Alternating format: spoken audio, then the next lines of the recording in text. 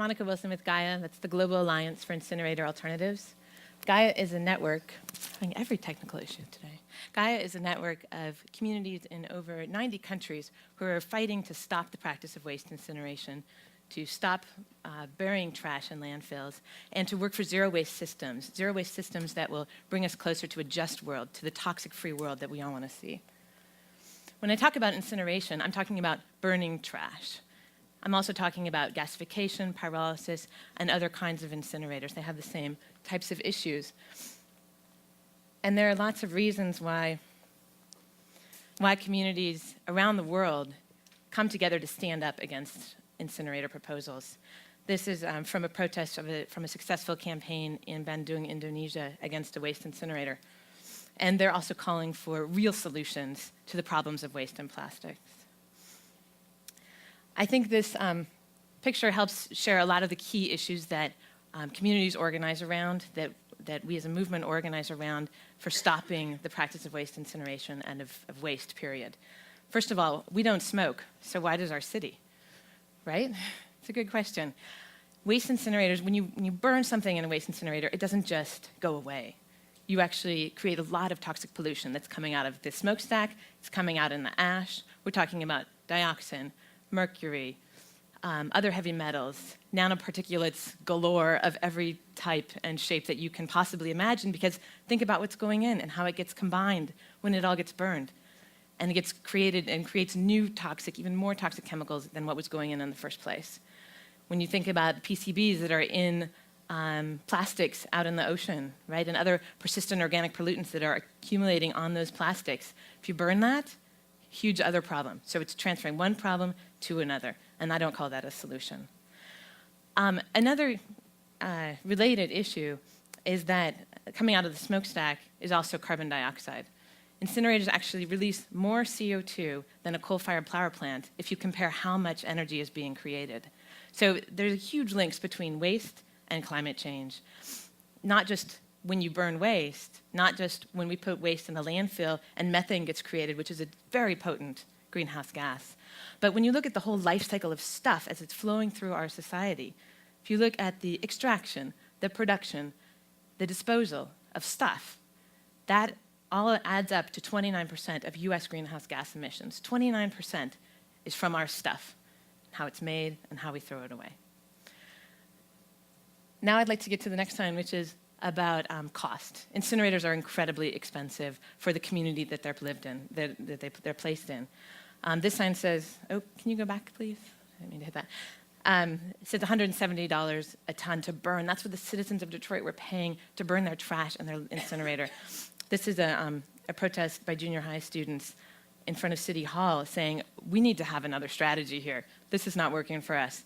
The city of Detroit has spent over $1 billion in the last 20 years on their waste incinerator. $1 billion from a city that cannot afford to be wasting money as if it had no value. So related to that also is jobs. If you recycle waste, instead of burn it, you create 10 times as many jobs.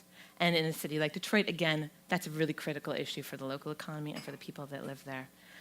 All of this ties in together to environmental justice, because the single leading indicator of where a new waste facility is going to get built in the United States, where a new landfill or incinerator gets built, is the race of the community that it's being proposed in. So race is a critical issue. It gets to the core of what we do with waste in our society. I have some bad news and some good news to share about incineration in the US, particularly.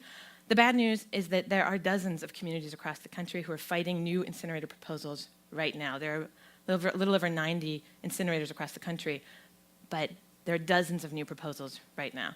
The other bad news is that the industry has convinced legislators, many legislators, that burning garbage, that burning plastics is renewable energy, which boggles my mind every time I think about it. Plastics? Renewable energy? Do we want to keep doing this? Is this a system we want to lock ourselves into? Because you get locked into that system. You get a put or pay contract when you build an incinerator, and you can't get out of it. You have to deliver the garbage. Incinerators are garbage addicts. They need the plastics to burn. That's how they work, right? So the fundamental operating principles of an incinerator and how they're economically viable for this multi-billion dollar industry is born on constantly giving it more trash, constantly giving it more plastics. The good news is that communities have managed to stop also many, many proposals across the US for new incinerators. They're fighting a David and Goliath battle, though. Let's be honest, right? A multi-billion dollar industry going up against community by community by community. So it's a hard fight in every single place where this happens. And that's why we have to fight to stop there any new incentives for renewable energy or any other greenwashing terms that people call incineration. The other good news is that this incinerator right here, this is the Detroit incinerator, it was shut down last month. After 20 years of operating, it was shut down. It's huge. And the community of Detroit, the people of Detroit are working very hard to make sure it stays shut and that zero waste jobs, the zero waste program replaces the Detroit incinerator. I'm going to share a few, sorry, if I can have the next slide, please. This doesn't seem to be working for me. I'm going to go to quick trip to Kerala, where we just heard about Kerala. It was a great tie-in for me. Kerala is in southern India. We're going to look at a few other communities that have said there has to be another way.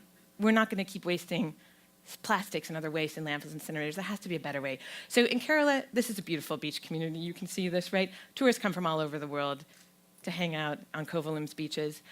So many, in fact, that they left plastics all over the place. About 10 years ago, guidebooks started saying, don't go to Kovalam. There's too much plastic on the beaches. It's from all the tourism waste. And the government wanted to build a bunch of new incinerators to deal with all the tourism plastics. Crazy idea. The local community said, no way. That is going to hurt our tourism industry more than anything. So they worked together. They stopped the proposals. They started Zero Waste Kovalam, where one of the principles is replacing plastics, replacing single-use plastics that tourists use, like bowls and cups and water bottles, replacing those with indigenous materials like coconut shells. And these women's cooperatives are employing now hundreds of women locally in new jobs who are making renewable products out of coconut shells and replacing plastics. I think that's a very powerful story. Let's see if I could go to the next slide, which is in Alaminos in the Philippines. This is another tourist destination. It's near a national park. It's a beautiful place. You wouldn't guess so from looking at the dump site, right? This is called garbage tourism, the trip that we're all taking today on all of these presentations. So this is the dump site in Alaminos. And until a year ago, everything was dumped here. Tourism waste, household waste, business waste. A new project now is creating zero waste approaches in the neighborhoods. There's a recycling and composting site in many neighborhoods. They're using the compost on the farms that grow the food for the childhood, sorry, there's the picture of those sites, for a program to prevent childhood malnutrition. And that's a really unique partnership. I think there's a lot of innovative partnerships we can find when we're finding real solutions to stopping plastics, to stopping waste. The next place we're going to go on our tour is really close by, actually, is San Francisco. And we're going to make it, I know. So San Francisco has another innovative partnership. This is between the city, the Waste and Recycling Company, and the union of all the workers at that Waste and Recycling Company. They're unionized by the Teamsters. They have created an amazing commitment to zero waste. They've hit 77% diversion this year, which is huge. It's the highest of any U.S. city. It's very inspiring. And their commitment is to good jobs, quality jobs with decent pay, with good benefits, and with respect. Because the people who sort through our recyclables every day deserve our respect and our gratitude. The other thing that San Francisco is doing is phasing out disposable one-use products from restaurants. So when you get your stuff in a restaurant and you decide you need to have a takeout container, it has to be recyclable, it has to be compostable. That means no styrofoam. And that's a growing movement across the world, actually. A lot of places are doing that. Let's move on to Italy really quickly. Italy loves zero waste. There's a lot of communities that embrace zero waste. Over 300 communities in Italy have hit 80% recycling. 80% recycling, just imagine, right? 300 communities, really, really exciting. And one of the things that I love they're doing, they're using refillable milk bottles. They take these to their milk refilling stations, and you get your fresh milk directly from the farmers, benefits the community, avoids plastic milk bottles. Same thing that they're doing with water. The last place I want to go is Brazil, where there's a national movement of waste pickers, or as in Brazil, they like to call themselves catadores, or recyclers. This movement represents almost 1 million people. And these recyclers are now working with the government of Brazil. This is President Lula and Severino Lima, who's one of the leaders of this Catadores movement. The government of Brazil now recognizes the Catadores, recognizes the role they're playing in society to pick up the recycling, to clean up Brazil. And they're not only recognizing them, the people that are often shunned or ignored by society, they're working with them to make sure that they get higher wages and to make sure that they are most effective at picking stuff up and getting to a better system. So all of these examples are what inspire me to believe that we can come together to find systemic solutions that don't involve burning waste, don't involve burying waste, but really stem the tide of plastics and of waste at the source. Thank you very much.